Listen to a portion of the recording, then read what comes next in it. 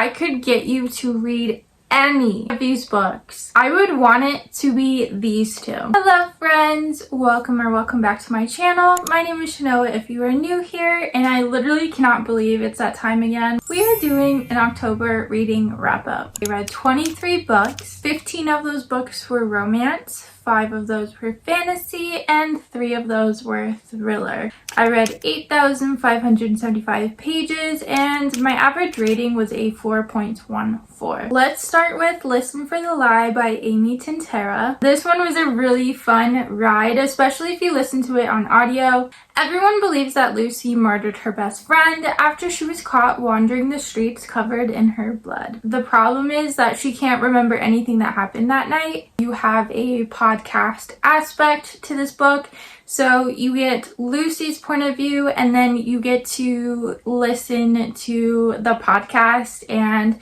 the podcast host investigating the murder, trying to, find out if it really was Lucy. When you listen to it, it actually sounds like you're listening to a podcast. I give this book 4.5 stars. I would highly recommend. The next thriller that I read was Grey After Dark by ℙ𝕝𝕒𝕤. So far, this has been my favorite ℙ𝕝𝕒𝕤 book. In this book, you have Miley, who takes a summer job at a mountain lodge in this remote location where years ago the staff member died. One morning she's running, going for a jog, and she gets abducted. I think my main problem with ℙ𝕝𝕒𝕤 books so far is that I am so interested in the first 50%, but then after that, it just kind of drags on. I still like it. I would still recommend it. 3.75 stars. The Inmates by Freida McFadden.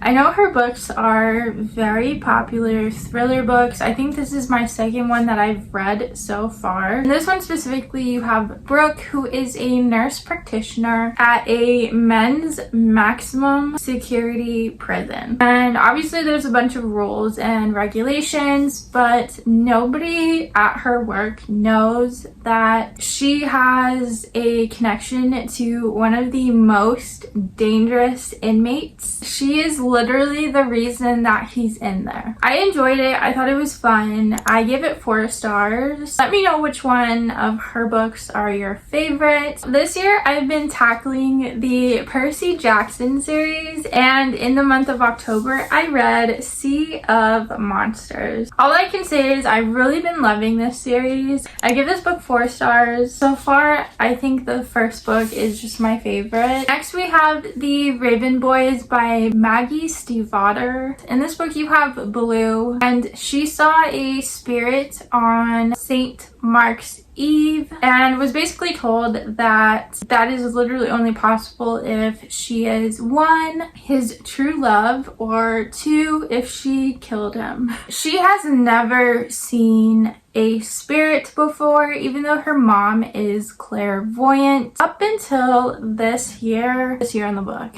when she actually ends up seeing one of the ℚ𝕝𝕤 boys, also known as the Raven Boys. I really enjoyed all the characters, the mystery aspect in this story. I give it 4 stars. Next, we have 6 Crimson Cranes by Elizabeth Lim. I've had this Fairy Loot edition for the longest time, and I'm gonna be so honest, I don't know why I put it off, because I absolutely loved this book. Shiori, who is literally getting ready for her betrothal ceremony, and she actually loses control of her magic to the point where the wedding is postponed. That's good for Shiori, but not good for her stepmother, because her stepmother ends up banishing her from the kingdom and ends up turning her brothers into cranes. Shiori cannot tell anybody about what happened, because if she does, one of her brothers will die. I just thought it was so fun. You have a magical talking paper crane named Kiki. She was literally the cutest. You just have magic, you have dragons. This is a YA fantasy, so if you enjoy YA fantasy books, I highly recommend this one, especially the audiobook, Faebound by Sarah El-Arifi.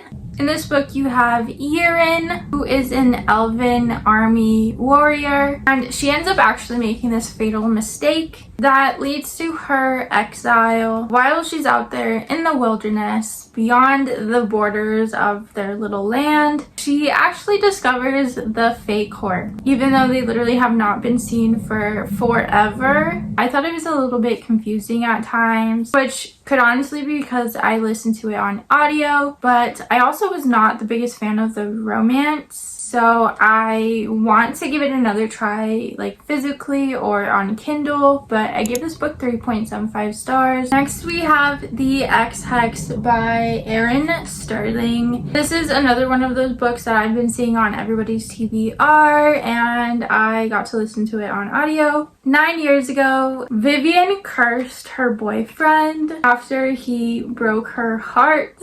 She was expecting it to be a, like, you know, harmless hex, such as like changing his hair color or like a crazy hair day type of thing, until present day when he actually comes back to their town. She actually starts to realize that it was not just a harmless little hex, that strange things are actually happening. I thought it was lighthearted, cute. If you are wanting like a witchy, fun little romance, I recommend it. I gave it 3.75 stars, which I feel like so far has been a very common rating. Another cute romance I read was Give Me a Sign by Amy Sortino. In this book, you have Lila, who has hearing loss, and she unfortunately does not feel deaf enough, especially when it comes to the world's expectations of what being deaf is supposed to look like. She wants to brush up on her ASL, so she actually decides to be a camp counselor at a summer camp for the deaf and blind, where she ends up running into Isaac, who is the main character. He is also another deaf counselor, but he helps her with her ASL. I really enjoyed the aspect that us as readers, we only know as much ASL as Lila does. I don't know how it is reading the physical book, but listening to it on audio, it would tell you what she signed wrong and why she signed it wrong, and then they would tell you how to sign it the correct way. I thought it was cute. I thought it was really interesting to learn more about the deaf community. I gave it 4 stars. Savor It by Tara DeWitt. I think I started this book initially last month on my Kindle. I ended up getting bored, I want to say about 50% of the way, so I kind of put it off until on Libby I was able to get it on audio, and that definitely did help out a lot. Sage's boyfriend of 5 years leaves her and just suddenly gets engaged. And to cheer herself up and convince the small town that she is fine, she plans on entering into this summer annual competition.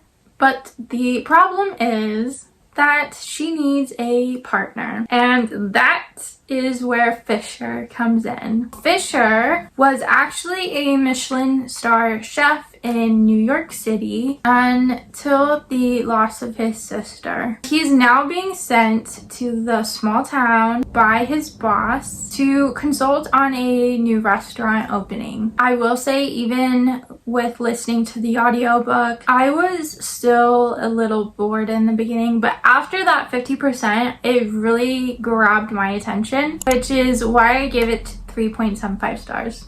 Part of Your World by Abby Jimenez. I've actually been reading this series completely out of order. I started with the 3rd book and just have been basically working my way back. Alexis's car breaks down, and the man that comes to her rescue is Daniel, who is a carpenter that also happens to be 10 years younger than she is. When I tell you they could not be more opposites, Alexis, who is a city girl, and obviously Daniel is that small town type of guy, but they just have this undeniable chemistry, which I just love with Abby Jimenez's books. If you haven't read one, please, I'm begging you, please. I gave this book 4.5 stars. I think the second book and the third book of the series so far have been my favorite.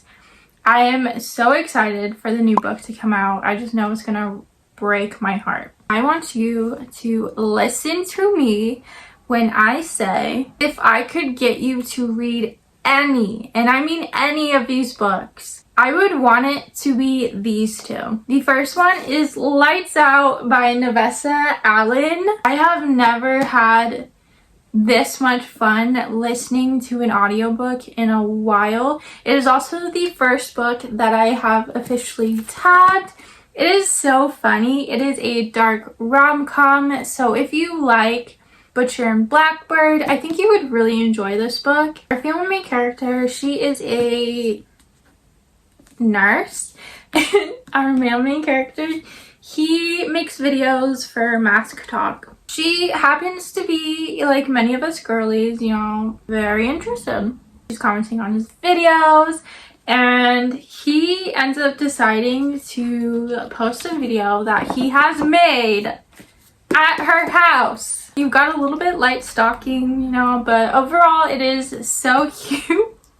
He's not your typical, you know, dark romance stalker. He is so caring. I'm really just like begging you to please read this book. Obviously, this is a 5-star read. The second book that I really would want you guys to read out of all of these is Rare Blend by Michelle Naomi Mosley. So in this book, you have Marissa, who got fired by her ex-boyfriend slash boss, and so now she's drowning in student loans. So she ends up reaching out to her estranged father, and after that ends up moving to small town Red Mountain where her father lives, basically up until she can get back up on her feet. And Ethan, the grumpy male main character, is the new CEO of his family's wine company. He was not expecting Marissa to actually move into his family's vineyard cottages, where he's actually also staying at. I was immediately hooked from the beginning. This is a slow burn romance. I think if you really do like Mariana Zapata's type of slow burn,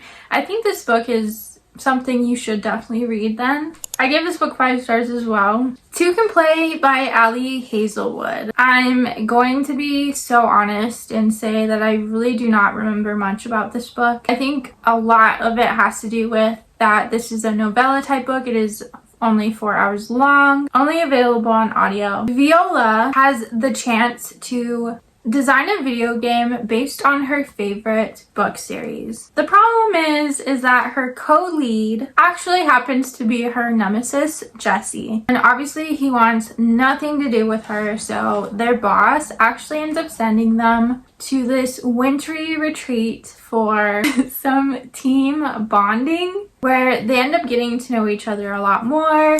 I give this 3.5 stars. I feel like if this was a lot like a full-sized book, I would 100% love this a lot more. Make the Seasons Bright by Ashley Herring Blake. Charlotte was ditched at the altar by her ex-fiance, Brighton, who also happens to be at the same house for Christmas. They both get signed up for these Christmas events where their memories basically start coming back, and they start questioning if a second chance is actually worth it. I think this is one of these books where I just don't think that they should have, had that chance. I give it 3.75 stars. The Wall of Winnipeg and Me. I just knew that ever since reading All Roads Lead Here, I would just be a Mariana Zapata girly. In this one, you have Vanessa, who worked as a assistant for a pro football player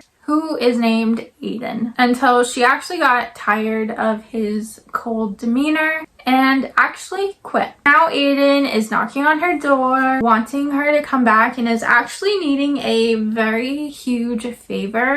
I gave it 4.5 stars. Book Lovers by Emily Henry. This book is currently tied in second place with People That We Meet on Vacation. Nora is a literary agent, and she ends up going on a trip with her sister to Sunshine Falls. And you know, her sister has so much planned for them to do, like a bucket list type thing, but the problem is that she keeps on running into Charlie, who is a editor that she knows from the city. I thought it was cute. I really did love the sister relationship aspect in this book. I think Funny Story is still my favorite. I give it 4.5 stars. Can I get a round of applause because I finally finished a series that I literally started back in January of 2023. That is Wrecked and Redeemed in the ℓ𝕉𝕉 series. This is a series of F1 romances by Lauren Asher. I gave Wrecked a 4.5 and Redeemed a 4-star. I'm excited to finally be done with this series so I can get into her other series. I don't want to say too much because this is in the middle of a series. The Fabric of Our Souls by 𝕷𝕝𝕦𝕓. I've been seeing this book going around Book Talk, and I was honestly pretty interested. I will say, please read the trigger warnings before picking up this book, especially this one, because it is literally no joke. The things that it talks about can 100% be triggering, but basically the female main character craves death and the male main character craves life in a very twisted way. They happen to be roommates at this unorthodox rehabilitation center. I liked some things, I also didn't like some things. I think one of the biggest things that I did not enjoy is that they pretty much used each other as a way to heal, and not in a good way. I give it 3.5 stars. I would still recommend it, but to the right reader. Next we have Leather and Lark by Brynne Weaver. I'm gonna be so honest and say that I was a little bit hesitant about reading this book because I was not the biggest fan of the first book, but this is my favorite book of the series so far. Like, in my eyes, Lark can do no wrong. I would crawl to Lachlan.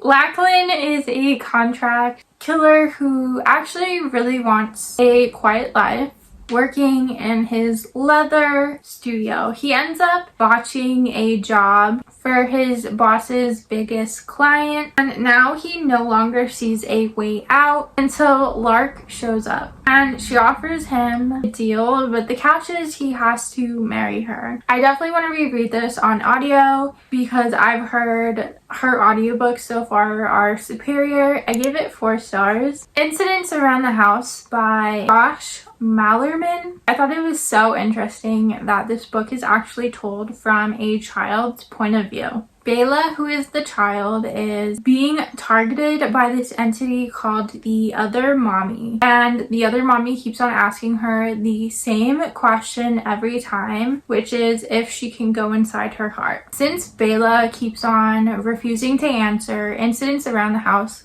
keep on happening to the point where other people are now noticing it. I will say I don't think it was that scary, but I still enjoyed it, which is why I gave it 4 stars. We Used to Live Here by Marcus Kluwer. This book had me going down a Reddit rabbit hole at 2 a.m. Charlie and Ava bought this old house, and one day this man with his family shows up at their door asking if he could show his kids around the house since he used to live there. Eve says yes, and ever since then, unexplainable things have started to happen, including the family's youngest child going missing. What does not help is that this family literally cannot take the hint. They should leave. I give it 5 stars. I thought it was so interesting. You get to see like Reddit threads and articles that are in this book, and then, you know, there's a whole another Reddit aspect after you read this book that you can find more about what you missed while reading. And in the end, it kind of leaves you questioning what you read, like the ending is not clear. Let me know if you have read any of these books, or what were some of your favorite books that you read in the month of October. Besties, thank you so much for supporting my channel by watching this video. If you enjoyed it, of course, please like and subscribe. I will see you guys in the next video. Happy reading!